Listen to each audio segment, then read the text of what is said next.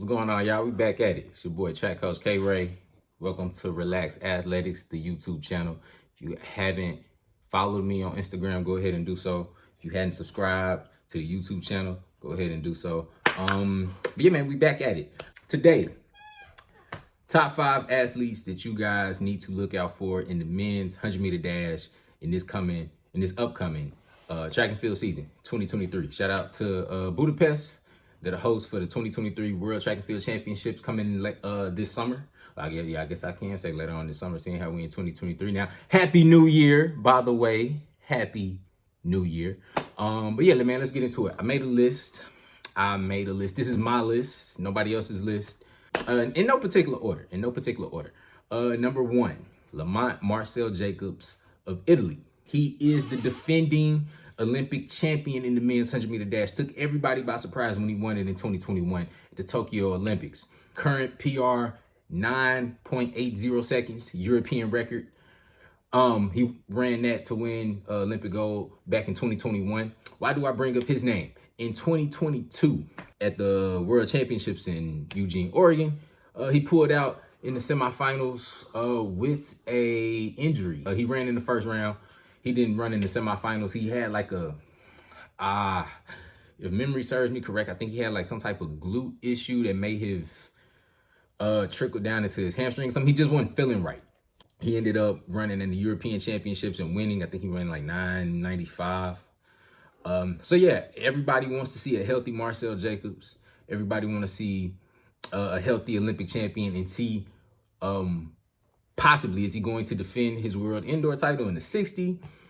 Is he going to, what all is he going to compete in outdoors? Is he going to dabble in the 200 meters? He doesn't really run the 200. I think he has a personal best like 20-point mid, but he's a former long jumper. Number 2,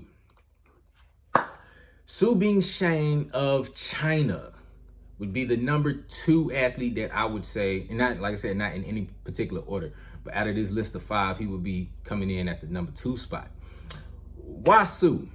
Su is the first Asian athlete ever to break the magical 10-second barrier in the 100-meter dash. I think he did this back in like 2014, maybe 2015, when he ran 9.9 for the first time. What Su is more known for now is his exploits at the Olympics in 2021. Su in the semifinal came through. I don't remember if he won, if he got second in the semifinal. He did make it to the final, but he ran an area record time of 9.83 seconds, by far the fastest time any athlete from any Asian country has ever ran. Also, Su is from China. I don't know if I've stated that already. Let me see. What was I looking up?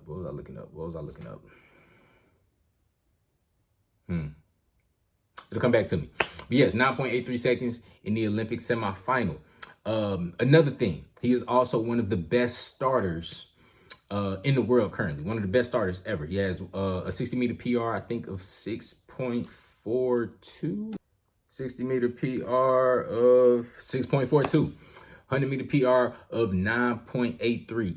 En route to that 9.83 in the semifinals of the Olympics. He came through 60 meters faster than any human has ever came through 60 meters. He clocked a 60-meter split of 6.29 seconds. Damn! That is faster than what Usain Bolt came through in 60 meters en route to his 9.58 100-meter world record. He came through at 6.31.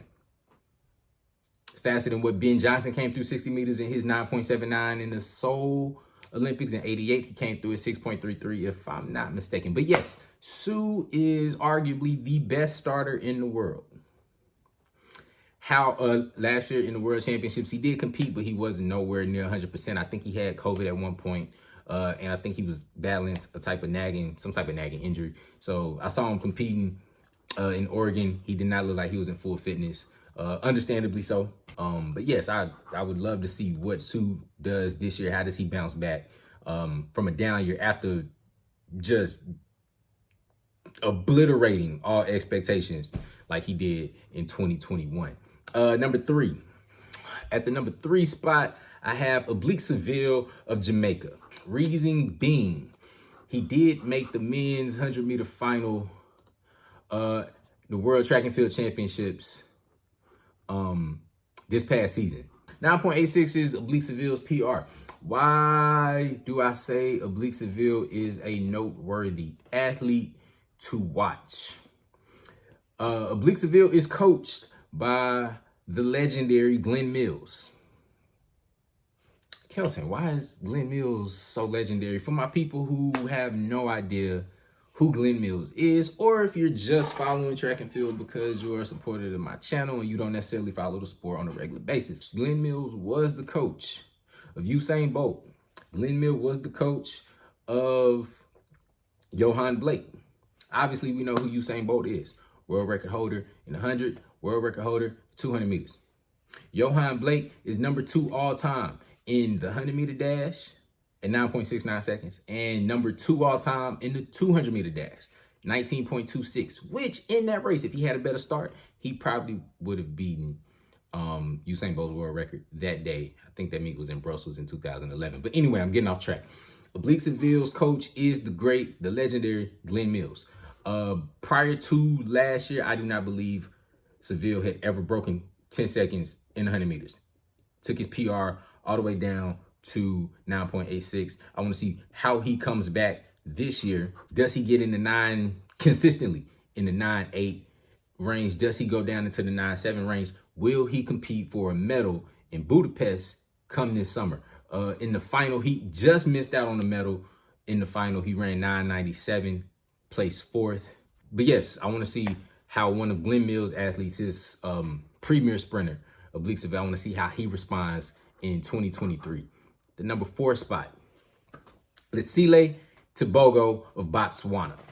Letsile Tebogo, the world junior record holder in the 100-meter dash. For non-track followers, if you hear the word like junior or senior, those are age classifications in track and field from a global perspective. So he's the world junior record holder, so that's for everybody 20 years old and younger. Senior track is over the age of 20.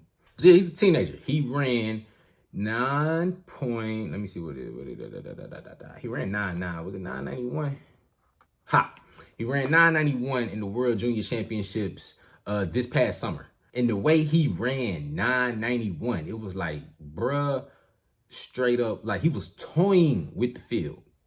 He ran 9.91, like looking at the dude like a lane or two over, pointing at him like 10 meters before the finish line. Bro was sick. Like that was a sick run. He's broken it like 3 times. But yeah, dude is sick. So I want to see what he would have ran if he would have just ran through the line. I want to see what he is going to run in 2023. Like, cause that kid is he is ill. Last but not least, like I said, this list is not in any kind of order, and there's so many sprinters that I could put on this list that I didn't. Only had 5 spots.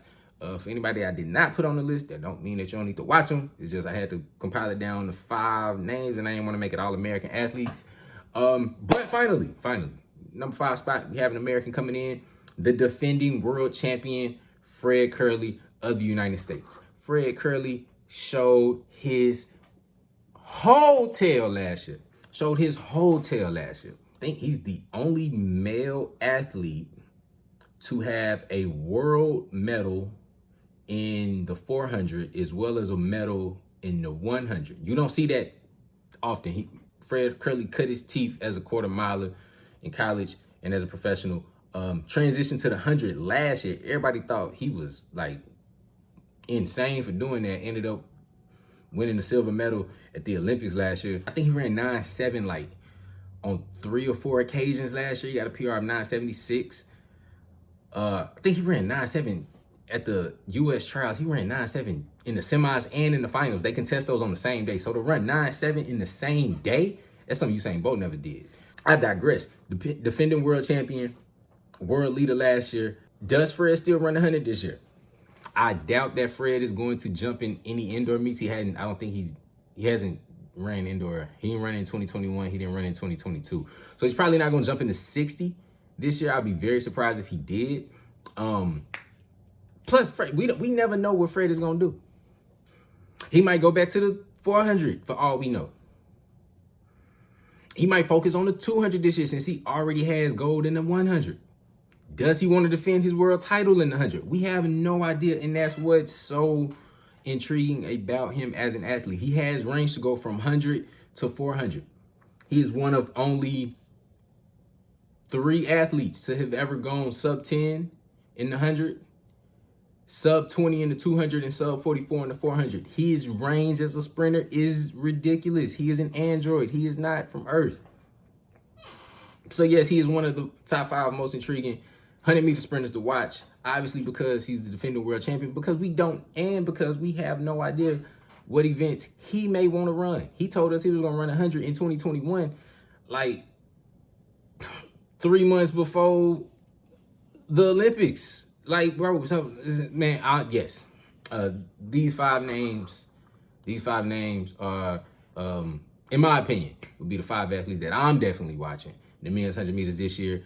In the comment section, let me know what you guys think. Be sure to like and subscribe. This is Relax Athletics. I'm your boy, track coach K Ray. Also, hold on, shameless plug. Before I cut the camera off, shout out to my boy Mac Fresh. Y'all go support on Instagram. Young Fresh Clothing Company. Yes, I'm a proud supporter. I'm a proud customer. Y'all go holler at my boy, doing my solid. I'm gonna put the I'm gonna put his handle somewhere up in the video and put a link down in the comments. Wait, no, is that why I put the description? Ha! I'm still kind of new to this YouTube thing. I'm gonna put the link to where you can get more of this gear in the description. And yeah, man, I'm gonna holler at y'all on the next time. Y'all take it easy. Happy New Year.